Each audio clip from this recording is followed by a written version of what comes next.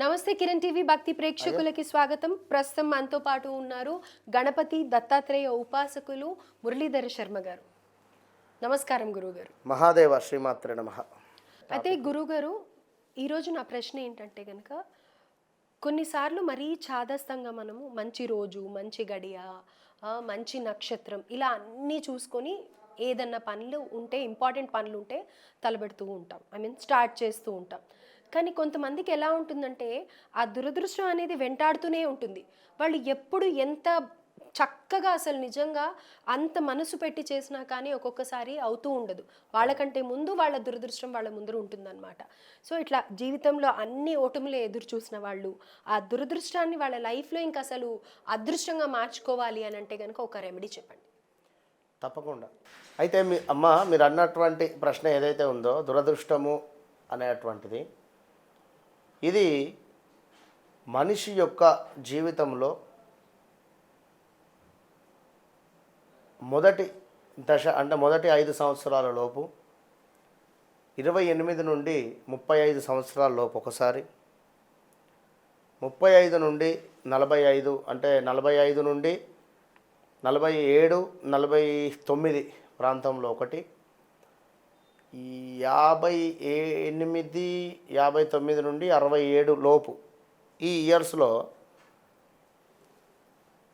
అదృష్టము ఒకసారి తలుపు కొడుతుంది. ఎవరికైనా 25 నుంచి 29 నుంచి 30, ఈ 25 సంవత్సరాల నుంచి 29 సంవత్సరాలలో ఖచ్చితంగా దాన్ని మనం యూజ్ చేసుకునేటువంటి పరిస్థితి. And 35 to 37, 38. మరొకటి ఏమిటి 45 to 47, 48 అని చెప్పారు. ఇదొకటి. ఇది అదృష్టము తలుపు తట్టేటువంటి సందర్భాలు. ఏదో ఒక ఆపర్చునిటీ భగవంతుడు మనకు బంపర్ ఆఫర్లు 3 సార్లు ఇస్తాడు మన లైఫ్ టైం మొత్తం మీద. ఇది మీరు అర్థం చేసుకుంటే ఓకే. ఎవరైతే కరెక్ట్గా అర్థం చేసుకొని కార్లో పెట్రోల్ ఎంత ఉంది, ఎన్ని కిలోమీటర్లు యావరేజ్ ఇస్తుంది, ఎంత దూరం పోవాలి, ఎంత దూరం వెళ్ళిన తర్వాత నియర్ బై పెట్రోల్ పంప్ ఎక్కడుంది అనేటువంటి నాలెడ్జ్ కానీ అనేటువంటి మ్యాప్ కానీ మన దగ్గర ఉంటే ఎంత దూరమైనా మనం ట్రావెల్ చేయగలుగుతాం. ఎట్ ద సేమ్ టైం జీవితంలో కూడా 25 to 29 ఇయర్స్లో ఖచ్చితంగా కూడా ఒక గోల్డెన్ ఛాన్స్ ఇస్తాడు దేవుడు. అది నువ్వు చదివిన చదువుకు ఉద్యోగమా, లేదా ఒక మంచి అమ్మాయిని లవ్ చేసి వివాహం చేసుకోవడమా, అంటే అమ్మాయి డబ్బు గలవాళ్ళు కావచ్చును, చెప్పలేము, వాళ్ళ ఇంట్లో ఒప్పుకోవచ్చును, లేదా మరొకసారి బిజినెస్లో ఏమైనా క్లిక్ అవ్వడం కావచ్చును. ఇలా ఆఫర్స్ ఇస్తూ ఉంటాడు. దీన్ని మనం కరెక్ట్గా అర్థం చేసుకొని మూవ్ కావాలి. ఇక దురదృష్టం కూడా నేను ఇందాక చెప్పినట్టుగా 27 నుంచి 29 ఈ యొక్క 30 ఈ పీరియడ్లో ఒకసారి, ఆఫ్టర్ 30 తర్వాత మరొకసారి, 50+ మరొకసారి, ఇట్లా 3 times ఇది కూడా వస్తుంది. అదృష్టమే వచ్చింది అనుకుంటే దురదృష్టం కూడా వస్తుంది. అయితే ఇక్కడ దురదృష్టము ఒకసారి ఒకరిని కొంత డబ్బులు అడిగాం, వాడు ఇస్తా అన్నాడు, తీరా సమయానికి ఇవ్వలేదు. మరొకటి ఇచ్చిండు 1,00,000 రూపాయలు, 5% అన్నాడు. ఇక్కడ ఓకే, ఇక్కడ మనకు ఎమర్జెన్సీ ఉన్నది. 5% అంటే సరే 2-3 నెలల్లో తీర్చేద్దాం, నెలకు 5,000 కదా అనుకున్నాం. ఈ 2-3 నెలలది అన్నది కాస్త 6 నెలలకు వెళ్ళిపోయింది. 1 నెల కూడా ఇంట్రెస్ట్ కట్టలే. వాడికి అసలు ఇంట్రెస్ట్ ఇచ్చే టైం వచ్చింది. ఇక ఈ సమయంలో మళ్ళీ ఏం చేయాలి, ఈ అసలు ఇంట్రెస్ట్ 2 కలిపి ఆయన కట్టాలి కనుక మళ్ళీ ఎక్కడనో ఎవరినో అడగాలి. అంటే ఈలోపు మీకు మనీ రొటేషన్ అవుతున్నాయి, కానీ మీ ఇంట్లో ఖర్చులా, లేదా మీ అమ్మాయి స్కూల్ ఫీజు కట్టారా, లేదా ఇంట్లో ఏమైనా హాస్పిటల్స్ డబ్బు ఖర్చు అయిందా, ఏదో ఒక రకంగా అయిపోయింది. కానీ ఇది తీర్చుదామంటే మనకు కలదు.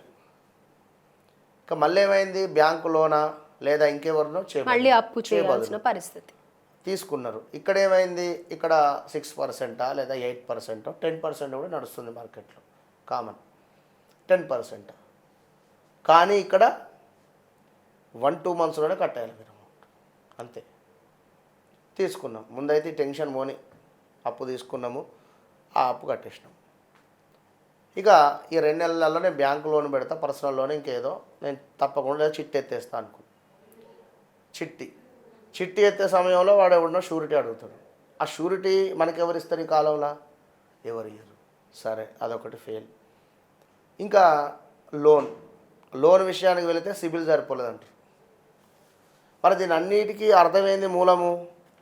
అర్ధాష్టమ శనిలో ఉన్నావా, అష్టమ శనిలో ఉన్నావా, ఏళ్ళనాటి శనిలో ఉన్నావా, మళ్ళీ ఇక్కడికే జాతకానికే వస్తుంది.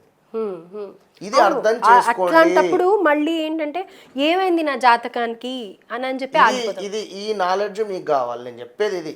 ఇంతగానని చెప్పినటువంటి ఉదాహరణ నేను, ఇది జరిగినటువంటి సంఘటనలు. దీనికి మెయిన్ కారకుడు శని భగవానుడు అని మీరు అర్థం చేసుకోవాలి. రెండవది, ఇట్లా వెళ్ళి ఇట్లా డబ్బులు ఎప్పుడైతే అడుగుతున్నారో, డబ్బులు ఎట్లయితే పుడుతున్నాయో, డబ్బులు ఎట్లయితే క్లియర్ చేస్తున్నారో, డబ్బు పరంగా ఎలాంటి ఇబ్బందులు వస్తలేవో, గురువు మీ జాతకంలో బాగున్నాడు. ఓకే, ఇక్కడ ఇది బ్యాంకులో అప్పు పుట్టాలి అన్నా కూడా శని భగవానుడు అనుగ్రహమే కావాలి. విన్నారా? డబ్బు మీరు బీరువాలో కట్టలు దాచాలి అన్నా కూడా శని భగవానుడే కావాలి. శని రాహు ఇద్దరి సపోర్ట్ కావాలి. గురువు ఎంత బాగున్నా ఏం చేయలేము. కనుక అదృష్టము ఎక్కడికి వెళ్ళినా కూడా మాకు ఇదే విధంగా అవుతుంది అని అనుకునేటువంటి వారు ఖచ్చితంగా జాతక పరిశోధన మస్ట్. ఓకే, మాకు జాతకం లేదు, మాకు ఏదీ లేదు అనుకుంటే వీరికి తప్పకుండా రెమెడీ చెప్పుదాం. అయితే ఇప్పుడు రెమెడీ ఏం చెప్పబోతున్నారు? తెల్ల జిల్లేడు అంటే ఎంతో శ్రేష్టమైనది.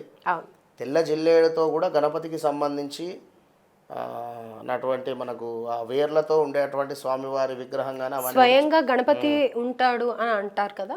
అట్లా రుణానికి కారకుడు గణపతి, కర్మ తీసేసేటువంటి స్వామి గణపతి స్వామి. ఎప్పుడైనా మీరు నవరాత్రులలో, గణపతి నవరాత్రులు అంటే చాలా విశేషం. ఎక్కడైనా ఎంతో కోలాహలంగా, అసలు ఆ టైంలో ఆ వైబ్రేషన్ శక్తి వేరే రకంగా ఉంటుంది. నిజమే. కనుక ఈ కలియుగంలో ఎవరికైనా కూడా ఒక కోరిక తీరాలి అన్నా, మీ యొక్క పనులు పదే ఆటంకాలు కలుగుతున్నాయి అన్నా, గణపతి స్వామి వారిని పట్టుకుంటే అంత రిజల్ట్ ఉంటుంది ఖచ్చితంగా కూడా. రెండవది అమ్మవారి నవరాత్రులు. వీరిద్దరు మాత్రమే కలియుగంలో మనకు అత్యంత వైభవంగా కూడా కొలిచేటువంటి వారు. నవరాత్రులు అంటే వట్టిముచ్చట కాదు, ఎవరికి లేదు అంతటి అధికారం. అంగరంగ వైభవంగా లోకాన్ని ఏలేటువంటి ఆ యొక్క పరమేశ్వరునికే లేదు. అంతటి 9 రోజులు మన గణపతి స్వామి వారికి ఇచ్చారు అంటే మనం ఒకటి అర్థం చేసుకోవాలి. అదేవిధంగా అమ్మవారు. కనుక ఖచ్చితంగా మీరు తెల్ల జిల్లేడు ఒక వేరును సేకరించాలి. అది ఏదో చెట్లను నాశనం చేయమని నేను చెప్పను. చిన్నగా ఎక్కడో నర్సరీలో కానీ ఎక్కడైనా రోడ్డు మీద కానీ ఎక్కడైనా ఉంటే చెట్టు ఒక తెల్ల జిల్లేడు వేరును అయితే తీసుకోండి. తీసుకొని ఇది ఎప్పుడు అంటే తెల్ల జిల్లేడు యొక్క వేరును సేకరించి ఇది బుధవారం రోజు మీ యొక్క కుడి చేతికి కట్టుకోవాలి.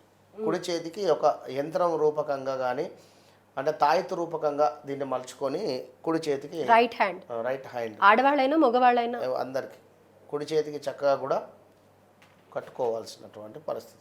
తెల్ల జిల్లేడు వేరును ఖచ్చితంగా కూడా కుడి చేతికి బుధవారం రోజు ధరించి స్వామివారి యొక్క సంకట నాశన స్తోత్రాన్ని ఎవరైతే చదువుతారో ఒక 11 సార్లు చదవాలి. ఓకే. ప్రణమ్య శిరసాదేవం గౌరీపుత్రం వినాయకం ఇట్లా మొదలవుతుంది. అది చక్కగా కూడా ఒక 11 సార్లు చదవండి. పెద్ద లైన్లే ఉండవు, అవి అంతా చిన్నగానే ఉంటుంది. అది 5 నిమిషాలు అయిపోతుంది. రైట్. కనుక ఇది చదివితే మీకు వితిన్ 11 to 21 డేస్లో రిజల్ట్ కనబడుతుంది. అద్భుతంగా పనిచేస్తుంది. సో రుణ విమోచక గణపతి స్తోత్రం అని అంటారా? సంకట నాశన స్తోత్రం, సంకట నాశన గణపతి స్తోత్రం అని అంటారు. రైట్ గురువు గారు. సో ఒక అద్భుతమైన పరిహారం అందించారు. ధన్యవాదాలు.